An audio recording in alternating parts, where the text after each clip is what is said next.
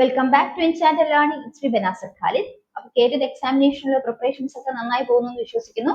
അപ്പം നമ്മൾ കഴിഞ്ഞ ക്ലാസ്സിൽ പറഞ്ഞ ക്വസ്റ്റ്യൻസ് ഒക്കെ നിങ്ങൾക്ക് ക്ലിയർ ആയോ? അപ്പൊ ക്വസ്റ്റ്യൻസ് ഒക്കെ നന്നായിട്ട് മനസ്സിലാക്കി വെച്ചിരിക്കുകയാണല്ലോ. അപ്പൊ നിങ്ങൾ മാക്സിമം ക്വസ്റ്റ്യൻസ് മനസ്സിലാക്കി വെക്കുക. അപ്പൊ തീർച്ചയായും നിങ്ങൾക്ക് ഒത്തിരി മാർക്ക് സ്കോർ ചെയ്യാൻ പറ്റും ക്വസ്റ്റ്യൻസ് മനസ്സിലാക്കുന്നതോടെ. അപ്പം പരീക്ഷയ്ക്ക് പ്രിപ്പയർ ചെയ്യുന്ന എല്ലാവരും കാരണം ക്വസ്റ്റ്യൻസ് വർക്ക്ഔട്ട് ചെയ്യുക.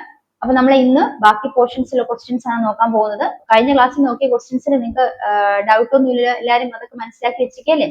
അപ്പൊ നമുക്ക് ഇന്ന് അടുത്ത നെക്സ്റ്റ് കുറച്ച് ക്വസ്റ്റ്യൻസും കൂടെ നോക്കാം. അപ്പൊ എല്ലാവരും എന്നോടൊപ്പം തന്നെ ഇപ്പൊ തന്നെ ഇത് പഠിച്ചു പോകാൻ ശ്രമിക്കുക. അപ്പൊ നമുക്ക് പിന്നീട് എടുത്ത് നോക്കേണ്ടതായിട്ടുള്ള സാഹചര്യം ഉണ്ടാകാതെ റിവിഷൻ മാത്രം ഉപയോഗപ്പെടുത്തുന്ന രീതിയിൽ പഠിച്ചു പോകാം. അപ്പൊ നമുക്ക് നോക്കാം. ഫസ്റ്റ് ക്വസ്റ്റ്യൻ നോക്കിയേ.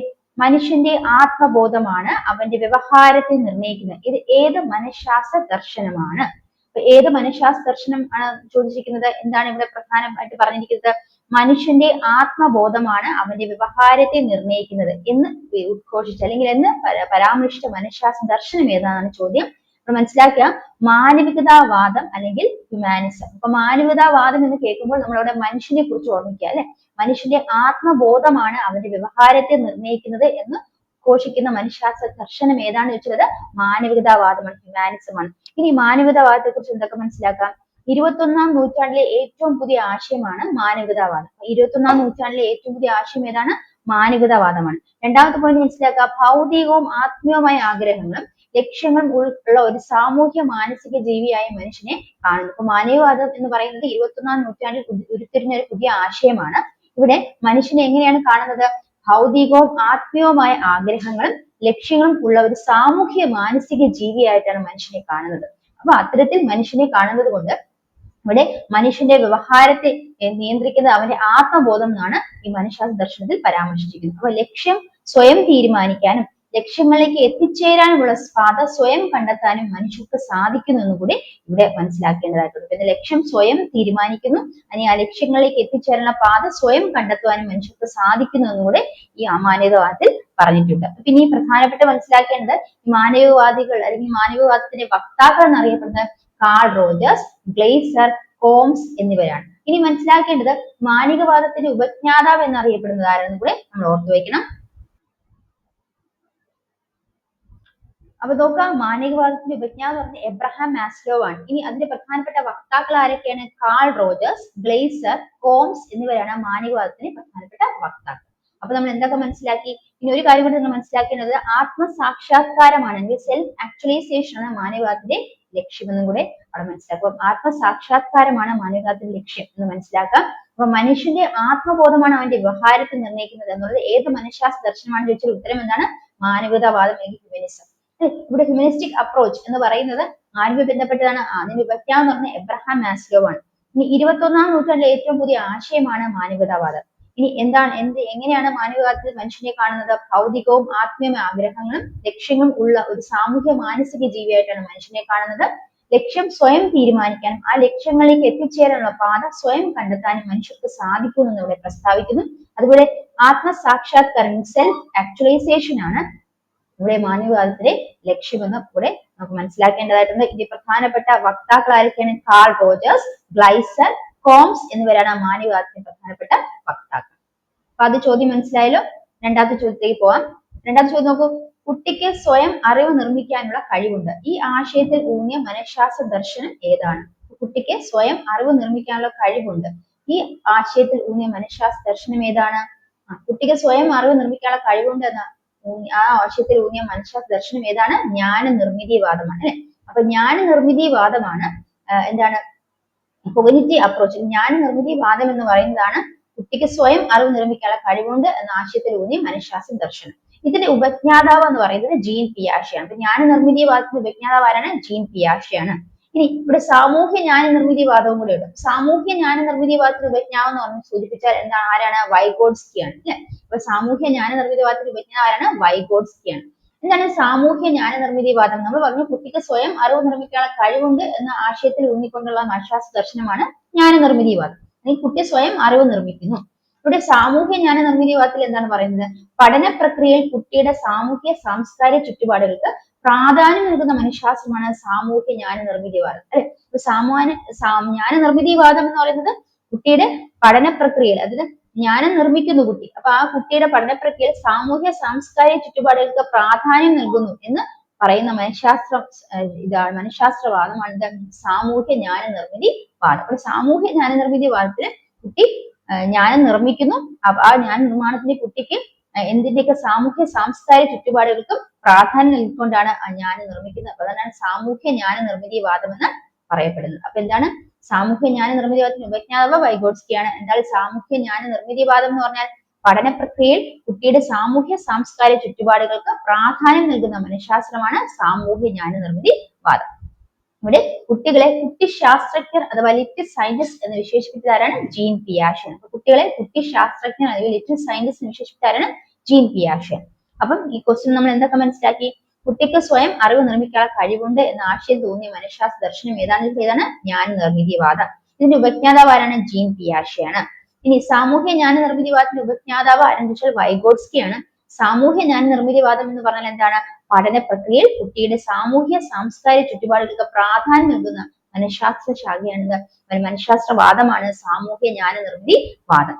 ഈ കുട്ടികളെ കുട്ടി ശാസ്ത്രജ്ഞൻ അല്ലെങ്കിൽ ലിറ്റിൽ സയന്റിസ്റ്റ് വിശേഷിപ്പിച്ചത് ആരാണ്? ഏത് മനഃശാസ്ത്രജ്ഞനാണെന്ന് ചോദിച്ചാൽ ജീൻ പിയാഷെ ആണെന്ന് കൂടെ ഓർത്തു വെക്കാം. ഇത്രയും കാര്യം മനസ്സിലായോ? അപ്പൊ ഒരു ക്വസ്റ്റ്യനിൽ നമ്മൾ ഒത്തിരി കാര്യങ്ങൾ ഇവിടെ മനസ്സിലാക്കി. അപ്പൊ അടുത്ത ചോദ്യം നോക്കാം. ഹോർമിക് മനഃശാസ്ത്ര ഉപജ്ഞാതാവ് ആരാണ്? ഹോർമിക് മനഃശാസ്ത്രത്തെ ഉപജ്ഞാതാവ് ആരാണ്? ഉത്തരം വില്യം മക്ഡൊഗൽ ആണ്. വില്യം മക്ഡൊഗൽ ആണ് ഹോർമിക് മനഃശാസ്ത്രത്തിന്റെ ഉപജ്ഞാതാവ്. അപ്പൊ എന്താണ് ഈ ഹോർമിക് മനഃശാസ്ത്രം? ഹോർമിക് മനഃശാസ്ത്രം എന്ന് പറഞ്ഞാൽ നമ്മളെ പ്രയോജനത്തെ ഊന്നിയുള്ള പ്രവർത്തനമാണ് ഈ മനഃശാസ്ത്രത്തിന്റെ അടിസ്ഥാനം. അപ്പൊ എന്തെങ്കിലും പ്രയോജനം, ആ ഒരു പ്രയോജനത്തെ ഊന്നിക്കൊണ്ടാണ് പ്രവർത്തനം നടത്തുന്നത്. അത്തരത്തെ മനഃശാസ്ത്രത്തിന്റെ അടിസ്ഥാനത്തെ എന്ന് വിളിക്കുന്നു? ഹോർമിക് മനഃശാസ്ത്രം എന്ന് വിളിക്കുന്നു. അപ്പൊ ഹോർമിക് മനഃശാസ്ത്രം എന്ന് പറയുന്നത് പ്രയോജനത്തെ അല്ലെങ്കിൽ പ്രയോജനത്തെ ഊന്നിയുള്ള പ്രവർത്തനമാണ് ഈ മനഃശാസ്ത്രത്തിന്റെ പ്രധാനപ്പെട്ട അടിസ്ഥാനം. അപ്പൊ ഹോർമിക് മനഃശാസ്ത്ര ഉപജ്ഞാതാവ് എന്നറിയപ്പെടുന്ന ആരാണ്? വില്യം മക്ഡൊഗൽ ആണ്. അപ്പൊ വില്യം മക്ഡൊഗൽ ആണ് ഹോർമിക് മനഃശാസ്ത്രത്തിന്റെ ഉപജ്ഞാതാവ്. അപ്പൊ മനുഷ്യന്റെയും പക്ഷി മൃഗാദികളുടെയും ലക്ഷ്യാന്വേഷണ പ്രവണതയെ പറ്റി പ്രതിപാദിക്കുന്ന മനഃശാസ്ത്ര ദർശനം കൂടിയാണ്. അപ്പൊ മനുഷ്യന്റെയും അതുപോലെ പക്ഷി മൃഗാദികളുടെയും ലക്ഷ്യാന്വേഷണം, ഗോൾ അത് ലക്ഷ്യങ്ങളെ കുറിച്ച് അന്വേഷിക്കുന്ന പ്രവണതയെ പറ്റി പ്രതിപാദിക്കുന്ന മനഃശാസ്ത്ര മനഃശാസ്ത്രം ഏതാണെന്ന് വെച്ചാൽ ശാഖയിലെ മനഃശാസ്ത്ര ദർശനമാണ് കേട്ടോ. അപ്പം അതായത് മനുഷ്യന്റെയും പക്ഷി മൃഗാദികളുടെയും ലക്ഷ്യങ്ങളെ കുറിച്ച് അല്ലെങ്കിൽ ലക്ഷ്യാന്വേഷണ പ്രവണതയെ പറ്റി പ്രതിപാദിക്കുന്ന മനഃശാസ്ത്ര ദർശനം ഏതാണെന്ന് വെച്ചാൽ അത് ഹോർമിക് മനഃശാസ്ത്രമാണ്. അല്ലെങ്കിൽ പ്രയോജനത്തെ ഊന്നിയുള്ള പ്രവർത്തനമാണ് ഈ മനഃശാസ്ത്രത്തിന്റെ അടിസ്ഥാനം. ഇതിന്റെ പ്രധാന ഉപജ്ഞാതാവ് ആരെന്ന് വെച്ചാൽ വില്യം മക്ഡൊഗൽ ആണ്. അപ്പൊ വില്യം മക്ഡൊഗൽ എന്ന പേര് കേട്ട് നമ്മൾ എന്ത് ഓർമ്മിച്ചോണം? ഹോർമിക് മനഃശാസ്ത്രത്തിന്റെ ഉപജ്ഞാതാവാണെന്ന് ഓർത്തോണം. അവിടെ പ്രയോജനത്തെ ഊന്നിയുള്ള പ്രവർത്തനമാണ് നടക്കുന്നത്. ഇനി മനുഷ്യന്റെയും അതുപോലെ തന്നെ പക്ഷി മൃഗാദികളുടെ ലക്ഷ്യാന്വേഷണ പ്രവണതയെ കുറിച്ച് പരാമർശിക്കുന്ന മനഃശാസ്ത്ര ദർശനം ഏതാണെന്ന് വെച്ചാൽ അത് ഹോർമിക് മനഃശാസ്ത്രമാണ്. അടുത്ത നോക്കാം, ന്യൂറോബയോളജിക്കൽ സമീപനത്തിന്റെ വക്താക്കൾ ആരെല്ലാമാണ്? അപ്പൊ ന്യൂറോബയോളജിക്കൽ സമീപനം അതിന്റെ വക്താക്കൾ ആരാണ്? മെക്കോണൽ, ഹൈഡൻ, ഫ്ലക്സീനർ മുതലായവരാണ് ന്യൂറോബയോളജിക്കൽ സമീപനത്തിന്റെ വക്താക്കൾ. ന്യൂറോബയോളജിക്കൽ സമീപനത്തിന്റെ വക്താക്കൾ ആരെല്ലാമാണ്? മെക്കോണൽ, ഹൈഡൻ, ഫ്ലക്സീനർ. പേരുകൾ നിങ്ങൾ നോട്ട് ചെയ്ത് വെക്കുക. അപ്പൊ എന്താണ് ന്യൂറോബയോളജിക്കൽ സമീപനം എന്ന് പറയുന്നത്? നാഡീവ്യവസ്ഥയുടെ സ്വഭാവം അനുസരിച്ചാണ് മനുഷ്യന്റെ ചിന്ത, വികാരം എന്നിവ ഉണ്ടാകുന്നത് എന്നാണ് ന്യൂറോബയോളജിക്കൽ സമീപനത്തിന്റെ അടിസ്ഥാനം. അപ്പൊ ന്യൂറോബയോളജിക്കൽ സമീപനത്തിന്റെ അടിസ്ഥാനം എന്ന് പറയുന്നത് നാഡീവ്യവസ്ഥയുടെ സ്വഭാവം അനുസരിച്ചാണ് മനുഷ്യന്റെ ചിന്തയും വികാരവും ഒക്കെ ഉണ്ടാകുന്നത് എന്നാണ് ന്യൂറോബയോളജിക്കൽ സമീപനത്തിന്റെ അടിസ്ഥാനം. നമ്മൾ ഹോർമിക് മനഃശാസ്ത്രത്തിന്റെ അടിസ്ഥാനം എന്ന് പറഞ്ഞാൽ പ്രയോജനത്തെ ഊന്നിയുള്ള പ്രവർത്തനം അല്ലെങ്കിൽ മനുഷ്യന്റെയും പക്ഷി മൃഗാദികളും ലക്ഷ്യപ്രവണത ലക്ഷ്യം നേടുക എന്നുള്ള പ്രവണതയെ കുറിച്ച് ഊന്നിയുള്ള പ്രവർത്തനം അല്ലെങ്കിൽ അതിന് ബന്ധപ്പെട്ട മനഃശാസ്ത്ര ദർശനമാണ് ഹോർമിക് മനഃശാസ്ത്രം എന്ന് പറയുന്നത്.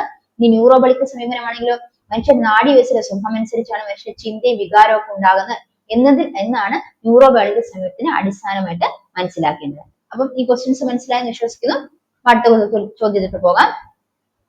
മനഃശാസ്ത്ര പഠന രീതികളിൽ ഏറ്റവും പഴക്കം ചെന്ന പഠന രീതി ഏതാണ്? ചോദ്യം ഇതാണ്, മനഃശാസ്ത്ര പഠന രീതികളിൽ ഏറ്റവും പഴക്കം ചെന്ന പഠന രീതി ഏതാണ്? ഉത്തരം? ആത്മനിഷ്ഠാ രീതിയാണ്. ആത്മനിഷ്ഠാ രീതി അല്ലെങ്കിൽ ഇൻട്രോസ്പെക്ഷൻ മെത്തേഡ് ആണ് മനഃശാസ്ത്ര പഠന രീതികൾ. മനഃശാസ്ത്ര പഠന രീതികൾ വ്യത്യസ്ത മനഃശാസ്ത്ര പഠന രീതികളുണ്ട്. അപ്പൊ അതിൽ ഏറ്റവും പഴക്കം ചെന്ന പഠന രീതി ഏതാണെന്ന് വെച്ചാൽ അത് ആത്മനിഷ്ഠാ രീതിയാണ് അല്ലെങ്കിൽ ഇൻട്രോസ്പെക്ഷൻ മെത്തേഡാണ്. ഇതിന്റെ ഉപജ്ഞാതാവ് എന്ന് പറയുന്നത് വില്യം വൂണ്ട് ആണ്. വില്യം വൂണ്ടിനെ കുറിച്ച് നമ്മൾ പഠിച്ചിട്ടുണ്ട്. അപ്പൊ മനഃശാസ്ത്ര പഠന രീതികളിൽ ആത്മനിഷ്ഠാ രീതി അല്ലെങ്കിൽ ഇൻട്രോസ്പെക്ഷൻ മെത്തേഡ് എന്ന് പറയുന്ന ഉപജ്ഞാതാവ് ആരാണ്? വില്യം വൂണ്ട് ആണ്.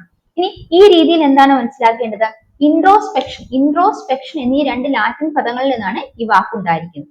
അപ്പൊ ഇൻട്രോസ്പെക്ഷൻ എന്ന് പറയുമ്പോൾ ഇവിടെ ഒരാള് അയാളെ തന്നെ മനസ്സിലാക്കുന്നു. ഒരാള് ആ രീതിയിൽ അയാളെ സ്വയം മനസ്സിലാക്കുന്നു, സ്വന്തമായിട്ട് അയാളെ അനലൈസ് ചെയ്യുന്നു.